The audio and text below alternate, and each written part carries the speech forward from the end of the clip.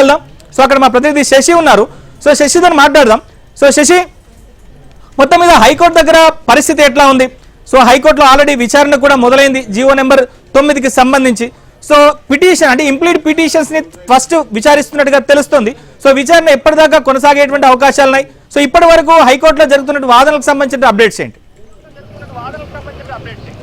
BC రిజర్వేషన్కు సంబంధించినటువంటి అంశం మీద కొద్దిసేపటి క్రితమే వాదనలు ప్రారంభమయ్యాయి. అయితే మెయిన్ పిటిషన్లు కాకుండా ఈ మెయిన్ పిటిషన్లకు అనుబంధంగా ఇంప్లీడ్ పిటిషన్లు ఏవైతే ఉన్నాయో ఇంప్లీడ్ పిటిషన్లను ప్రస్తుతం ఇటు విచారిస్తున్నటువంటి సందర్భం కనిపిస్తుంది. వాటి గురించే ప్రజెంట్ ఇప్పుడు వాదనలు వినిపిస్తూ ఉన్నారు. ఇప్పటికే ఇంప్లీడ్ పిటిషన్లు ఎవరైతే అనుకూలంగా వేసి ఉంటారో అనుకూలంగా వేసి ఉన్నటువంటి వారికి సంబంధించినటువంటి వాదనలు ప్రజెంట్ ఇప్పుడు కొనసాగుతున్నాయి. ఇక్కడ రెండు రకాల ఇంప్లీడ్ పిటిషన్లు ఉన్నాయి. ప్రస్తుతానికి ఈ బీసీ రిజర్వ్లకు సంబంధించినటువంటి అంశాన్ని వ్యతిరేకిస్తూ కొంతమంది ఇంప్లీడ్ పిటిషన్లు వేస్తే సమర్థిస్తూ మరికొంతమంది వేశారు. ప్రస్తుతం ఇప్పుడు ఎవరైతే అనుకూలంగా ఇంప్లీడ్ పిటిషన్లు వేస్తుంటారో వారికి సంబంధించినటువంటి వాదనలు ప్రజెంట్ కొనసాగుతూ ఉన్నాయి. వారంతా కూడా ఈ బీసీ రిజర్వేషన్లు ఏ విధంగా తీసుకొచ్చారు, బీసీ రిజర్వేషన్లలో పారదర్శకత ఏంటి, బీసీ రిజర్వేషన్ తీసుకురావడానికి దానికి చట్టబద్ధతకు సంబంధించిన అంశాల మీద అన్నిటి గురించి ప్రస్తుతం ఇప్పుడు వాదనలు కొనసాగుతున్నటువంటి సందర్భం అయితే కనిపిస్తోంది. అయితే వివిధ రాష్ట్రాల్లో ఉన్నటువంటి రిజర్వేషన్ల గురించి ప్రస్తావిస్తూనే ప్రజెంట్ తెలంగాణలో ఈ బీసీ రిజర్వేషన్లు ఏ విధంగా తాము తీసుకుని వచ్చాము, ఏ విధంగా జీవో తీసుకొచ్చామన్న అంశాల గురించి ప్రజెంట్ ఇప్పుడు వాదనలు వినిపిస్తున్నటువంటి సందర్భం అయితే కనిపిస్తుంది. ప్రధానంగా 243 ఆర్టికల్ గురించి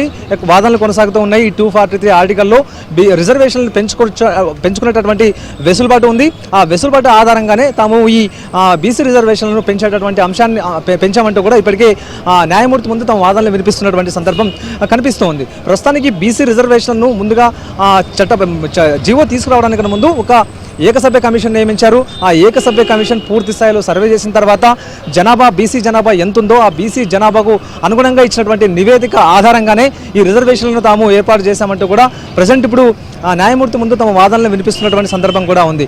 విద్యా ఉపాధి రంగాల్లో మాత్రమే ఈ సుప్రీంకోర్టు 50% మించినటువంటి రిజర్వేషన్ వర్తించకూడదంటూ కూడా తీర్పులు ఉన్నాయి తప్ప ఈ స్థానిక సంస్థల్లో 50% మించి రిజర్వేషన్లు ఉండకూడదనేటటువంటి తీర్పు కూడా లేదు అంటూ ఇటు న్యాయమూర్తి ముందు వాదనలు వినిపించేటువంటి ప్రయత్నం అయితే చేస్తూ ఉన్నారు. సో మొత్తానికి కోర్టు ముందు ఒక హడావిడి వాతావరణం కనిపిస్తుంది. ఇంతకుముందు మీరు అన్నట్టు ఎప్పుడు కూడా కోర్టు పరిసర ప్రాంతాల్లో పెద్దగా రష్ ఉండేది కాదు. కేవలం పిటిషనర్లు మాత్రమే వస్తూ ఉండేవాళ్ళు, లాయర్లు మాత్రమే వస్తూ ఉండేవారు. కానీ ఈరోజు ఒక పొలిటికల్గా రాజకీయంగా ఎలాంటి ఒక సభ కావచ్చు, సమావేశం కావచ్చు, ఇలాంటి సిచ్యువేషన్ ఏ విధంగా అయితే ఉంటుందో సో అలాంటి వాతావరణమే ప్రజెంట్ కనిపిస్తుందంటూ కూడా చెప్పుకోవచ్చు.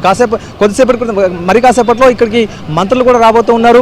అయితే వీరు కూడాను ఈ వాదనలు దగ్గరుండి వినబోతూ ఉన్నారు. ప్రధానంగా ఇప్పటికే ఇంప్లీడ్ పిటిషన్లు వేసినటువంటి ప్రభుత్వానికి సంబంధించినటువంటి వ్యక్తులు వీరంతా ఎవరైతే ఉన్నారో వీరందరూ కూడాను ఇంప్లీడ్ పిటిషన్ వాదనలకు అందుబాటులో ఉండాలంటూ కూడా ఇప్పటికీ చెప్పినటువంటి నేపథ్యంలో వారంతా ముందుగానే వచ్చారు. మరి కాసేపట్లో మంత్రులు కూడా రాబోతూ ఉన్నారు. ఇటు పొన్నంతో పాటు ఆ తర్వాత టీపీసీసీ చీఫ్ కూడాను కాసేపట్లో ఇటు హైకోర్టుకు చేరుకోబోతూ ఉన్నారు. ఇప్పటికే వాదనలు ప్రారంభమయ్యాయి కాబట్టి ఆ వాదనలు కూడా వారు వినబోతూ ఉన్నారు. ఇంతకుముందు మనం చెప్పుకున్నట్టు కేవలం ఇంప్లీడ్ పిటిషన్లకు సంబంధించినటువంటి వాదనలు మాత్రమే ప్రజెంట్ కొనసాగుతూ ఉన్నాయి.